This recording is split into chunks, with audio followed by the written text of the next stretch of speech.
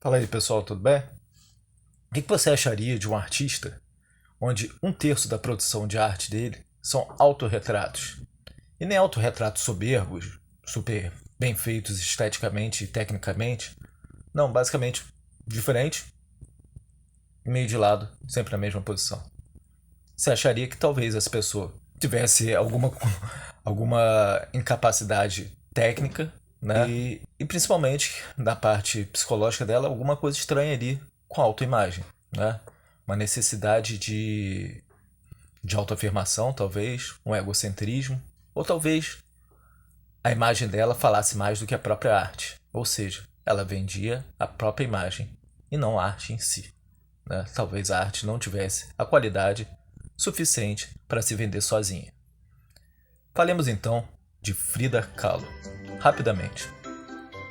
Uma das características principais da Frida Kahlo não é que faz as pessoas lembrarem da Frida Kahlo, não é a arte dela, é basicamente a aparência dela.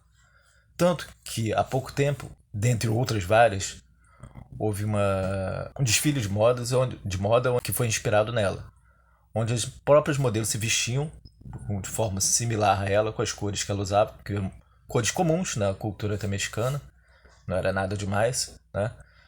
E com aquela característica sobrancelha dela quase junta, que chamam de monocelha, eu não gosto de usar esse termo, eu acho pejorativo, e aquele buço que ela não fazia, que é aquele bigodinho, né? Que eram característicos dela, que ela fazia questão de retratar nas imagens.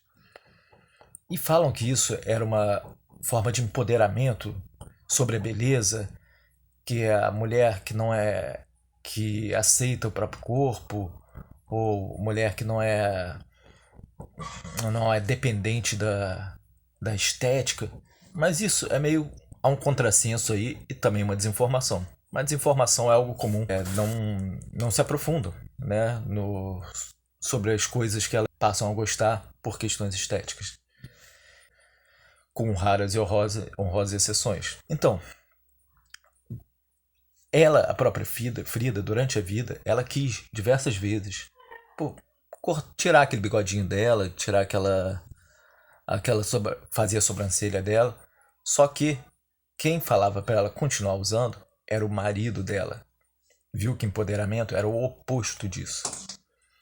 O marido dela era um cara que era conhecido vamos dizer assim, por ser um cara bem depravado, né?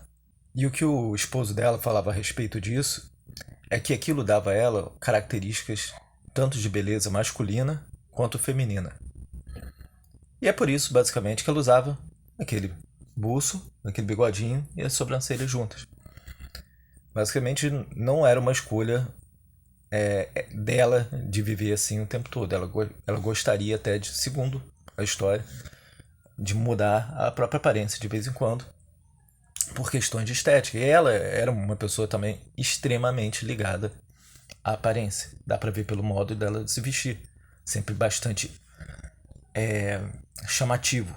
Ela gostava de chamar atenção. Era o oposto do que as feministas acham. Ela não era uma pessoa que não se ligava na aparência. Ao contrário, era uma pessoa extremamente presa ao que, como as pessoas viam ela esteticamente.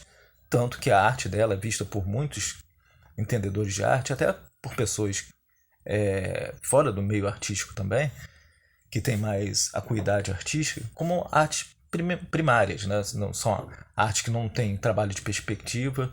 O trabalho de cores é um trabalho simplório também. São basicamente feitos de cores prontas, né? Tintas prontas, vamos dizer assim, pigmentos, né?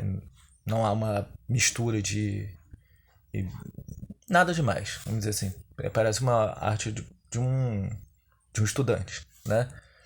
Então, por que ela teria feito tanto sucesso?